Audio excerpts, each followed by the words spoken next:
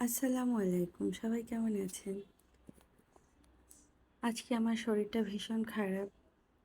কোনো ধরনের ভিডিও বানাতে ইচ্ছা করছিল না। তারপরও যেহেতু প্রত্যেকদিন আমি একটা লং ভিডিও আপলোড করব ভেবেছি, তাই এই ভিডিওটা আপলোড করছি। আজকে আমি চিংড়ি মাছ ভুনা করব।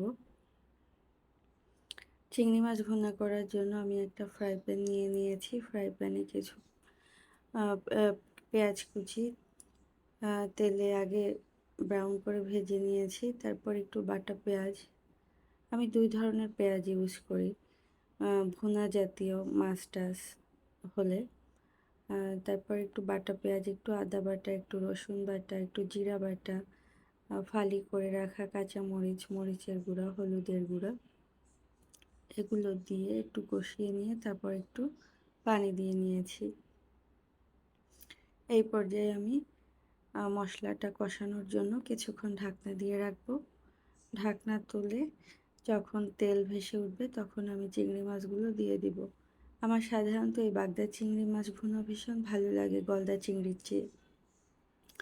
গলদা চিংড়ি মাছের মাথা মোটা আর মাছ কম থাকে, আর মাথাটা আমার খুব বিরক্ত লাগে, কচকচ করে। এই জন্য আমি তানভীরকে সবসময় বলি বাগদা চিংড়ি মাছ আনার জন্য। তখন তানভীর হাসে।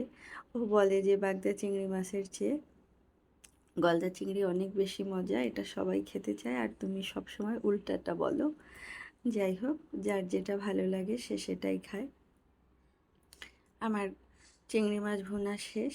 এখন আমি একটু মুরগির হাত পা ছিল, গিলা কলিজা, এগুলো একটু আলু দিয়ে ভুনা করব। যেহেতু আমার হাতে সময় কম, এই জন্য আমি এই রান্নাটা একসাথে বসিয়েছি সব ধরনের মশলা দিয়ে, যেমন আদা বাটা, রসুন বাটা, পেঁয়াজ কুচি, হলুদ, মরিচ, দারচিনি, এলাচি, তেজপাতা, তারপর একটু আলু, তেল, যা যা প্রয়োজন রান্না করতে সব ধরনের মশলা দিয়ে আমি এটাকেও যতক্ষণ প্রয়োজন কষিয়ে নিব।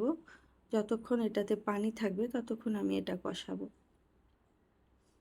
মোটামুটি একটু কষে আসলে আমি এটাকেও কিছুক্ষণ ঢাকনা দিয়ে রাখবো। ঢাকনা তুলে এটাকে আরও কিছুক্ষণ ভালোভাবে নেড়ে চেড়ে কষাবো। আর এই ধরনের রান্নাও কিন্তু ভীষণ মজা হয়। আমার আম্মাকে দেখেছি, গরুর মাংস হলে আম্মা বেশিরভাগ সময় হাতে মেখে তারপর বসিয়ে দেয়। মাঝে মাঝে মুরগির মাংসও বসায় হাতে মেখে। সেই রান্নাটাও কিন্তু আলাদা ধরনের একরকম মজা হয়। এটা যে সময়ের স্বল্পতার কারণে আমি বসিয়েছি সেই জন্য মজা হবে না, ব্যাপার কিন্তু মোটেও সেরকম না। এটাও ভীষণ মজা হয়। এবং এই রান্নাটা আমি যখন খেয়েছিলাম তখন আমার মনে হয়েছে মশলা কষিয়ে রান্নার চেয়ে এই আজকের রান্নাটাই বেশি মজা হয়েছে। যাই হোক, আমি একটু গোলমরিচ দিয়ে নিয়েছি। আমি গোলমরিচ দিতে ভুলে গিয়েছিলাম। এখন আমার এই মুরগির গিলা কলিজা কষানো শেষ, তাই একটু পানি দিয়ে নিলাম।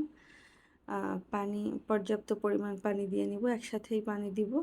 তারপর আমি এটাকে ঢাকনা দিয়ে রাখবো। ঢাকনা তুলেই যে দেখুন কত সুন্দর কালার হয়েছে। রান্না কিন্তু আসলে করতে জানলে সবভাবেই রান্না করলে মজা হয়।